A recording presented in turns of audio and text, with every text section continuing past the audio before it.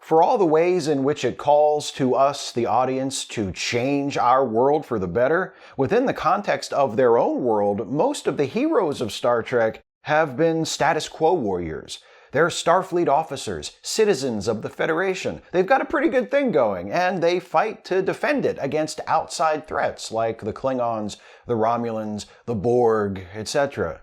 But there are exceptions to that rule. There are a few Star Trek characters who fight to change that status quo, or who have resorted to violence in defiance of authorities other than the Federation, which they found to be unjust, and who have been portrayed as heroes, or at least not been portrayed explicitly as villains.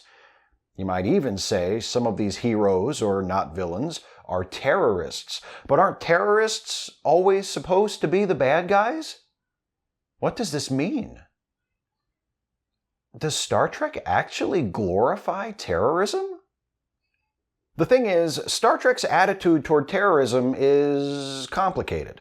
Which is good for me, I guess, because if the question could be fairly handled with a pithy answer, I wouldn't be able to make a video about it. YouTube wouldn't be able to sell advertising on that video and split the revenue with me. I wouldn't be able to use the video to solicit monetary donations from my viewers through Patreon and make a decent living thanks to the combined earnings of ad revenue and patron support. I'd be forced to go out and try to find a real job, and let's face it, I'm not cut out for that. I have no marketable skills. This merciless, increasingly unregulated free market economy would eat me alive. I'd be a goner. A goner, I tells ya. I'll never make it. Please, don't make me do it. Please, don't make me do it. Why can't I just keep making videos? I ain't hurt nobody. Just let me go. I'll be good. Honest. To explore how Star Trek has depicted terrorism, we need to consider what the term terrorism actually means and what constitutes glorification of it. Defining terrorism might sound easy, but crafting a definition that a broad range of people can agree upon has proven difficult. The United Nations has been struggling to come up with a definition of terrorism its members can agree upon for the past several decades, and hasn't quite gotten there yet. The closest it's come is this line from the 1994 Declaration on Measures to Eliminate International Terrorism, quote, "Criminal acts intended or calculated to provoke a state of terror in the general public, a group of persons or particular persons for political purposes, are in any circumstance unjustifiable, whatever the considerations of a political, philosophical, ideological, racial, ethnic, religious, or any other nature that might be invoked to justify them." That basic notion that terrorism consists of criminal acts intended to provoke fear in order to make a statement or further an agenda isn't so controversial. Most dictionary definitions of terrorism describe it in similar terms. What is controversial is A, what kind of acts deserve to be labeled as terrorism, and B, whether acts of terrorism are wrong by definition, as declared in that United Nations quote, or justifiable in certain circumstances. Star Trek has been having a conversation about these questions with itself and with us in the audience since almost the beginning. In the classic Trek episode Errand of Mercy, Kirk and Spock engage in what could be described as terrorist activities in an attempt to liberate the Organians from an occupying Klingon force. Stranded, the only Starfleet officers on the planet after a Klingon fleet moves in and forces the Enterprise to temporarily retreat, Kirk and Spock blow up a cache of weapons, hoping to rally the Organians to rise up and resist the Klingons. It doesn't work. The Organians are pacifists who are disgusted by violence no matter who's doing it and for what reason, and also it turns out they have godlike powers, which they use to force the Federation and the Klingons to stop fighting and agree to a peace treaty. But Captain Kirk, our hero, is so convinced it's the right thing to do that when Aelborn, the leader of the Organians, well, not really, but kind of, refuses to resist the Klingons, Kirk threatens to beat his ass too.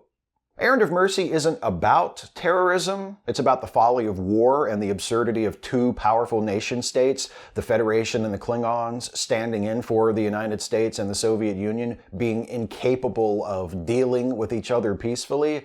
Nevertheless, it does depict terrorism, and the terrorists are the lead protagonists of the series. And while the overall message of the episode is that nonviolence is preferable to violence, and that it's sad whenever violence becomes the solution to a problem, the willingness of Kirk and Spock to blow some shit up and maybe even kill a few Klingons if the situation calls for it isn't entirely condemned. The Organians don't like it, but Kirk never changes his mind. His final words to Kor, the Klingon commander, aren't, "Sorry for blowing up your stuff and trying to kill you. I see now that violence should never be the answer." His final words to Kor are, "Well, I guess the Organians aren't going to let us fight." Later on the Enterprise, he admits to Spock that he's embarrassed, since he now realizes he was angry at the Organians because they wanted to prevent a war he didn't even want in the first place, but he never demonstrates any regret for their acts of terrorism on the planet. Which, again, not what the episode was about, but still, I don't think it's unreasonable to infer that, at the end of that episode, Kirk still regards his blowing up the weapons cache on Organia as a justifiable act. And not just Kirk. Spock is right there with him every step of the way. In fact, Spock is the one who first suggests a more direct approach for dealing with the Klingons, and he tosses the grenade that triggers the explosion. Spock is a terrorist. The presence of terrorism in Errand of Mercy is incidental. Eventually, Star Trek would deal with the issue more directly. Over the years, various Star Trek shows and films have devoted many hours to the subject, and their attitudes toward terrorism and terrorists haven't always been sympathetic. Terrorists are unambiguously the villains in the Enterprise episodes Demons and Terra Prime, the two-part story arc which many fans consider the rightful series finale, since those were the last episodes before the misbegotten These Are the Voyages. In Star Trek Into Darkness, Khan, using the false identity John Harrison, orchestrates a terrorist attack against Starfleet as part of a plan to rescue his crew from the custody of corrupt Admiral Marcus and revive them from suspended animation. While Marcus is arguably the true villain of the film, Khan ain't exactly a hero. Star Trek Discovery introduces us to the Logic Extremists, a faction of Vulcans that bombed a school and later attempted to murder Sarek. We are not encouraged to take a complex, non-judgmental view of their actions or motivations. So clearly, one answer to the question, does Star Trek actually glorify terrorism, is not always. Sometimes the terrorists are clearly the bad guys, and that's that. We're not supposed to sympathize with them. We're not supposed to think, yeah, but they've kind of got a point. We're supposed to cheer when they get their faces punched in, and I do. Nothing better than a well-deserved face punching in. But what about the time Star Trek has taken a more nuanced view of terrorism? As an example, I offer the third season Star Trek The Next Generation episode, The High Ground. The Enterprise is making a stop at Rutia 4 to drop off medical supplies, which they need because terrorism, a group of separatists, are demanding independence for their homeland. Well, I don't see why they have to resort to violence. Can't the two sides utilize the diplomatic process to negotiate an agreement to their mutual benefit without the need for an armed conflict? After all, that is the American. Anyway, there's a terrorist attack at a plaza where the away team's at, and while Dr. Crusher's trying to help one of the people wounded in the explosion, one of the terrorists apparates in and abducts her. Later on the Enterprise, Picard is talking over the situation with the senior staff, and Riker is like, why would these dipshit terrorists grab a Starfleet officer? We aren't involved in their thing, the thing they're doing the terrorism for. And Worf's like, I think they specifically targeted Dr. Crusher. Maybe they need a doctor. And Riker's like, that's the most ridiculous thing I've ever heard in my life. Shut up, Worf. Cut to Beverly with the leader of the terrorists, and she's like, why'd you abduct me? And he says, we need a doctor. The terrorist group is called the Ansata, and their leader, this guy, is called Finn. The Ansata have this new device called an inverter that allows them to apparate from place to place, but unlike a transporter, it enables them to pop in and out without getting traced back to their secret headquarters. The only thing is, repeated use of the device warps their DNA and eventually kills them. That's why they need a doctor. But Beverly examines some of the Ansata suffering from the effects of the inverter, and she's like, dude, I can't do anything for them. The damage is irreversible. And by the way, you're showing early signs of it too. You should just stop using the inverter. And Finn's like, nope. Meanwhile, Riker has been working with Alexana, the Rutian chief of police, to try and find Beverly. Alexana's strategy is to arrest everybody in sight and interrogate them for information that could lead them to the Ansata's hideout. Riker's like, isn't that a little extreme? And Alexana says, maybe, but the last few people who were police chief before me were even worse, so get off my back. Also, the Ansata are animals who blow up school buses, so to hell with them and anyone who helps them. Riker's not really feeling Alexana's whole vibe, plus he's more worried about getting Beverly back safely than about resolving the larger conflict between the Rutians and the Ansata, so when they bring in this guy they arrested on suspicion of being a member of the Ansata, Riker cuts to the chase and says, look, dude, if you're one of the terrorists, just go tell your boss that Starfleet wants Dr. Crusher back and we're willing to bargain for her release, okay? And the guy goes back to the secret terrorist base and tells Finn that he just got arrested and that Starfleet is willing to negotiate for Beverly's release. And Finn says, they're arresting everybody, huh? And Starfleet is working with the Rutians? We'll see about that. I'ma blow up that fancy starship. That'll get somebody's attention. Beverly pleads with Finn not to destroy the Enterprise. My son is on that ship, she says. And Finn says, I had a son too. He died in detention when he was 13. Some of Finn's people use the inverter to board the Enterprise and plant a bomb. Geordi is able to tag it with his communicator and beam it into space before it explodes, but the Ansata appear on the bridge and manage to abduct Captain Picard.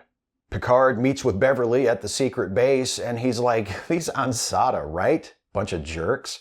And Beverly says, well, yeah, but they've kind of got a point. And Picard's like, what? Beverly explains, yes, what they've done is bad. She can't condone harming or killing people, but their grievances are legitimate, particularly when it comes to the Federation's involvement, bringing medical supplies to the Rutia, working with them as they conducted mass arrests. Picard counters with, they almost killed Wesley. Beverly's like, would that have been so bad? Okay, she doesn't really say that. She just thinks it. You can tell. You see the look in her eyes? What an actress. Anyway, Finn walks in and Picard's like, oh man, you done messed up this time. The Federation's involved now, bucko. And Finn says, good, that's what I wanted. The Federation's already been taking sides in our conflict by aiding the Rutia. I just want to force you to admit your involvement and use your influence to help my people. Picard says, why should we help you? You plant bombs. You kill innocent people. And Finn says, I've been fighting the only way I can. You want the fighting to stop? You want to get us to the negotiating table instead? Fine. Then the Federation has to sit down at the table too and force the Rutians to give us what we want. But before any of that can happen, the gang on the Enterprise figures out how to trace the Ansata when they use their inverter, and they and the Rutians raid the secret base and rescue Crusher and Picard. During the fighting, Alexana shoots Finn in the back and kills him. Riker chastises her for killing him, and she says if we took him alive, he'd become a focal point for more violence as his followers tried to free him. This way, he's a martyr, which also isn't great, but it's the least shitty option available. Then there's a brief standoff as a boy who belongs to the Ansata points a gun at Alexana, and one of the Rutians points a gun at the boy. Beverly says, no more killing! And the boy lowers his gun and is taken into custody without further violence. Riker wonders if maybe that boy, who could have killed Alexana but chose not to, represents the beginning of the end of their terrible conflict. Alexana's like, yeah, I bet that's how it'll go. And they all lived happily ever after. Or not, who cares, we never see this planet again. But the episode is extremely important when it comes to Star Trek's attitude toward terrorism because it is representative of how the subject is treated by the franchise as a whole from this point forward. The episode makes it clear that the Ansata are murderers. Alexana tells Riker that they were recently responsible for bombing a school bus and killing 60 children. They claimed it was a mistake and they had intended to blow up a bus full of cops, which... Anyway, the episode also shows us enough of the Rutians' response to the terrorism to make sure we know they aren't the good guys either. Alexana also tells Riker that while the actual Ansata terrorist group only consists of about 200 people, the government keeps a list of thousands of names of people who are thought to be sympathetic to the Ansata, most of whom have apparently done nothing other than, as Alexana says, march in pro-Ansata demonstrations or participate in general strikes. Arresting people for participating in protest marches? That's not the American. But the episode's attitude toward terrorism is more complex than simply both sides suck. There's a scene I didn't mention in my reductive but witty episode summary. It takes place on the bridge, and it involves Picard and Data. Data says, "I don't understand the Ansata. Their violent tactics are contrary to what my programming defines as acceptable, and yet, throughout history, methods like theirs have been proven effective." And then Data lists some examples of times when terrorism has worked to achieve political change. And Picard's like, yep. So Data says, does that mean that if all peaceful options have been exhausted, terrorism is an acceptable tactic? And Picard doesn't say yes, but he doesn't say no either. He tells him, well, Data, people have been trying to answer that question for centuries. And that's the end of the scene. Here's how I read that scene, and the episode overall. Terrorism is bad. Killing people, using violence and threats of violence and fear to further political ends is bad, but sometimes it works. And terrorists, like the Ansata, don't just start killing people for no reason. The Rutians are the targets of the violence, but that doesn't make them innocent. The wrongness of the Ansata's actions doesn't absolve the Rutians of their responsibility for creating the situation that pushed the Ansata to resort to those actions in the first place. The way the Ansata are depicted in The High Ground is typical of how Star Trek The Next Generation handles villains. From the very beginning of the series, it invites us to consider the possibility that the bad guys aren't all bad. Its successor, and my personal favorite show in the franchise, Deep Space Nine, took this one step further and sought to show us how the good guys weren't always that good. And one of the best examples of this is the conflict involving Starfleet and a plucky band of outlaws calling themselves the Maquis. The Star Trek version of the Maquis are named after a real group of guerrillas who fought the Nazi occupation of France during World War II. The real Maquis were largely decentralized, hid out in the wilderness to avoid capture, and were fairly diverse politically and culturally. The only thing that united them was opposition to the Nazis and their collaborators in the Vichy government. The Maquis we see in Deep Space Nine share all of those characteristics. While we meet many different Maquis leaders throughout the series, there's never any indication of a centralized organization connecting all the various leaders and groups together. They operate from a region of space called the Badlands, which everybody else avoids due to constant plasma storms and other hazards. And they come from different backgrounds and have different reasons for joining the fight. Many are former Federation colonists whose homes were given away to the Cardassians as part of a peace treaty. Some are disillusioned former Starfleet officers. Some are Bajorans who still want to fight the Cardassians. The most important characteristic of the Maquis, for the purposes of this video anyway, is that they ride the line between hero and villain. They aren't shown to be as brutal as the Ansata, though they do rely on violence as their primary tactic, but they tend to focus their operations against the Cardassians, who are pretty unambiguously the bad guys. And the underlying cause motivating the Maquis is a just one, regardless of how indefensible their tactics might be. The homes of colonists along the border were given away to the Cardassians by the Federation without them ever being consulted, and since then, the Cardassians have harassed and abused them, and the Federation has been of very little help. This moral ambiguity is spelled out in the earliest appearances of the Maquis by Ben Sisko, who views them as his enemy, who fights to stop them and preserve the peace treaty, but who also describes them as essentially good people defending their homes. Like the Ansada, the Maquis are depicted as people backed into a corner who are fighting their way out the only way they can. The show doesn't quite condone their use of violence. We're still supposed to mostly side with Starfleet, or at least with the particular Starfleet-aligned characters who are the show's main protagonists, but it encourages us to see their side of things and to sympathize. And even though Deep Space Nine uses the Maquis to illustrate the moral failings of Starfleet and the Federation, the conflict between the Maquis and the Cardassians nearly always takes precedence.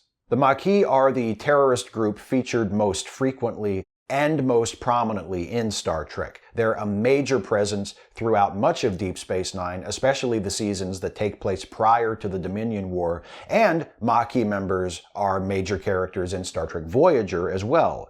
They are neither condemned nor condoned, so as far as our titular question is concerned, I don't think it would be fair to say the Maquis represent a case of Star Trek glorifying terrorism.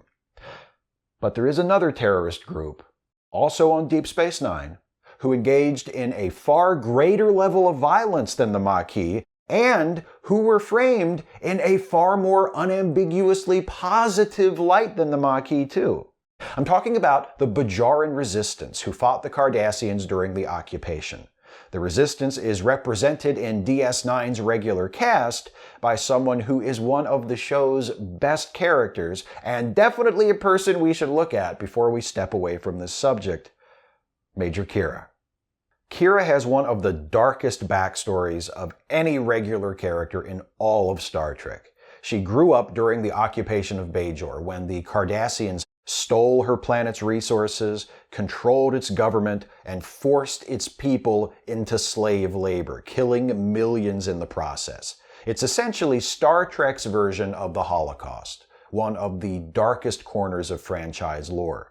When Kira was old enough, she joined the Resistance and began fighting the Cardassians. And the way the Resistance fought the Cardassians was through terrorism. And that's not me making a judgment and applying a label. Kira herself refers to what she did as a part of the Resistance as terrorism repeatedly throughout the series.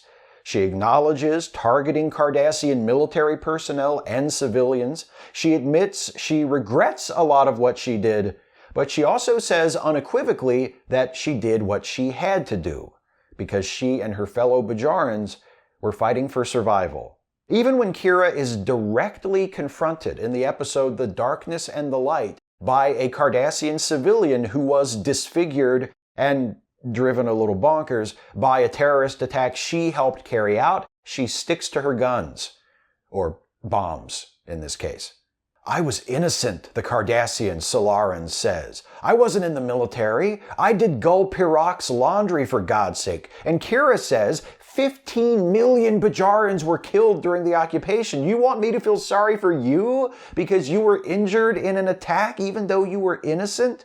None of you should have been on our planet in the first place. Your people occupied our land, enslaved, and murdered us for 50 years. It doesn't matter whether you were a soldier or whether you ironed shirts for a living. You were all guilty.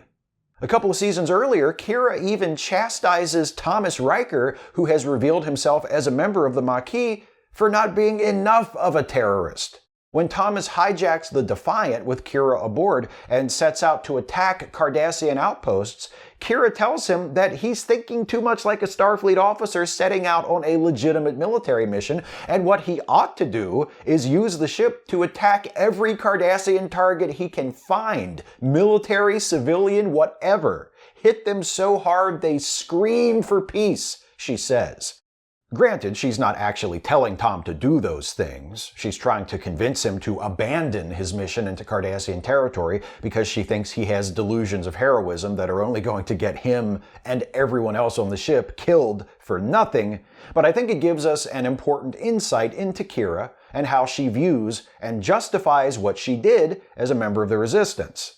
Even though Kira participated in terrorist attacks that killed or maimed civilians, she is still presented without question as one of the good guys. And through her and the Resistance, we finally get a definitive answer to that question that has made it so challenging for the United Nations and others in our world to agree on a definition of what terrorism is and what constitutes it. The same question Data asks Captain Picard in The High Ground. Is violence sometimes acceptable as a means to achieve political change?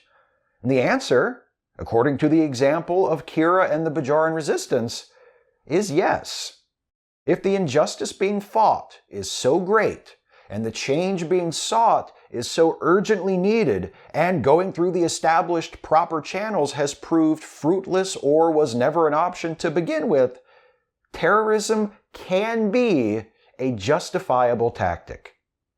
However, I don't think that means the answer to our title question is yes.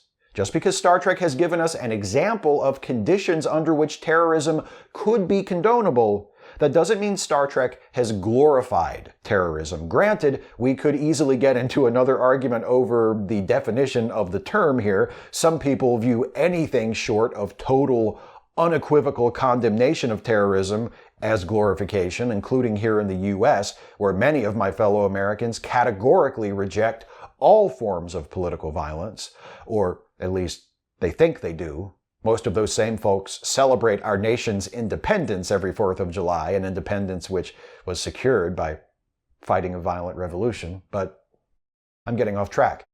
Yes, Star Trek admits that it's possible to conditionally condone terrorism, but even in the example of Kira and the Bajorans, it shows terrorism to be the tragic consequence of an utterly broken, unjust system.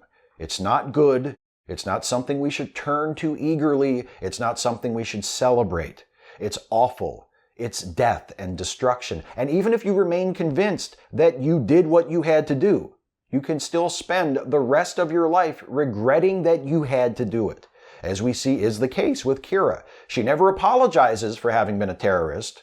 She never hides from it, but she also doesn't think of herself as a hero. In fact, she tells Tom Riker on the Defiant that terrorists don't get to be heroes. I'm not so sure about that. Look, I don't think Star Trek is trying to tell us that we should get into the habit of condoning terrorism, and that's not what I'm saying either.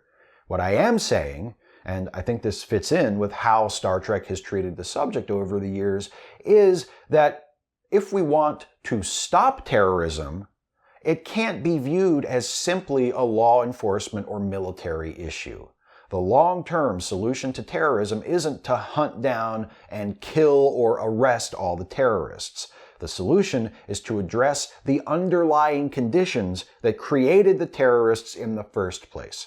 That's the crucial point that the Routians are unable to see in the High Ground, and that the Federation and the Cardassians both refuse to deal with when it comes to the maquis. This is a useful insight for problems that don't involve terrorism, too. Right now, all over the world, but particularly in the United States, people are protesting in the streets against long-standing injustices like institutionalized racism, police brutality, and government corruption. Some folks, especially those on the conservative end of the political spectrum, have fixated on the negative aspects of the protests. They're disruptive. They've engaged in acts of vandalism, while downplaying or completely ignoring the reason those protesters are there. Star Trek hasn't depicted street protests like the ones we're seeing right now, but it has dealt with riots precipitated by widespread economic and social injustice, as seen in the classic DS9 two-parter Past Tense.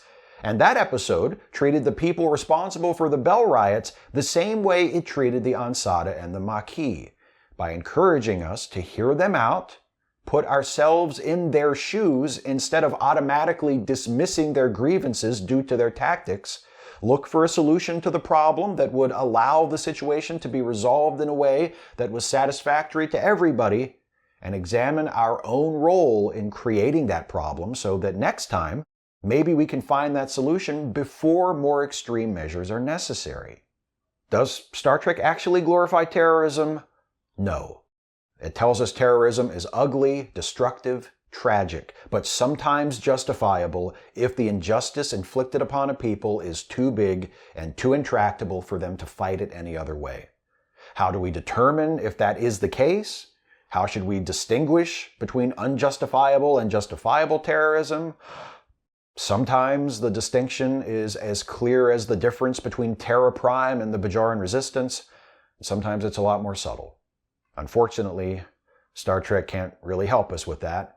What it can do is remind us to recognize and defend our common humanity, encourage us to listen to others when they speak about the inequalities and disadvantages they face, and inspire us to continue working toward a world where one day no one will think bullets and bombs are necessary, because words will work just as well.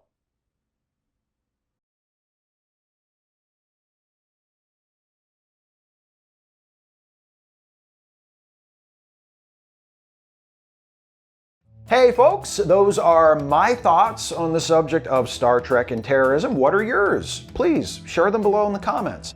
Before I tell you what the subject of the next Trek Actually video is going to be, I want to recognize some of my newest Patreon patrons. Their names are Desmond O'Toole, thank you Desmond. Mike, thank you Mike. Nick Minepaw, thank you Nick. Trisha Brady, thank you Trisha. Dean Sturgis, thank you Dean. Brandon Johannes, thank you Brandon. Lee Donovan, thank you Lee. Ace Rumble, thank you Ace. Margie, thank you Margie. Lobo, thank you Lobo. Colin Reed, thank you Colin. Brooklyn, thank you Brooklyn. John Young, thank you John. Joe Fitzgerald Rodriguez, thank you Joe. Thank you, thank you, thank you. Tanya Trummer, thank you Tanya. Donald Garwood, thank you Donald. Christoph Stevenson, thank you Christoph. Melissa Pedersen, thank you Melissa. B. Harbor, thank you B. Howard Kraut, thank you Howard. Daryl Sawyer, thank you Daryl. Alan David Muir, thank you Alan. Andreas Bauer, thank you Andreas. Brian Behringer, thank you Brian. Philip Lincoln, thank you Philip.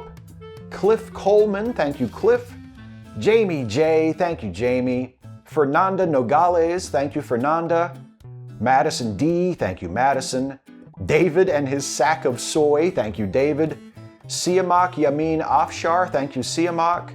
And Benjamin Moose, thank you Benjamin. Those are the names of my newest patrons to join my Patreon campaign pledging $5 a month or more. If you want to help me to continue to do what I do on this channel, a pledge of any amount really helps me out, but $5 a month or more gets you a shout out just like those fine folks. If you want to become a patron, just go to patreon.com/Steve Shives.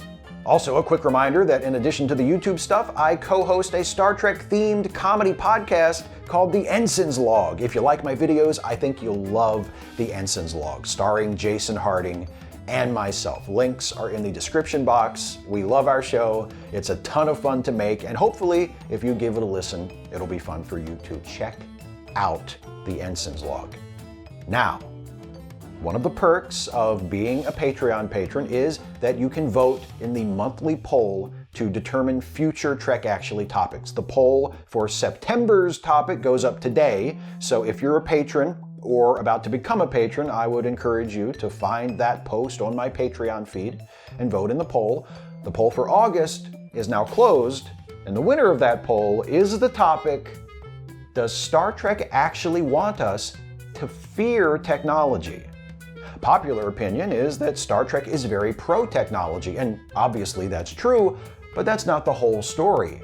What about the ways in which Star Trek shows us that technology isn't our friend? What about the perils of an overly technological society? We'll discuss those questions next month. I'll see you then, and several times before then. And actually, I won't see you at all. You'll see me, but I'm just looking at a camera, so you know what? Thanks for watching. Take care, everybody.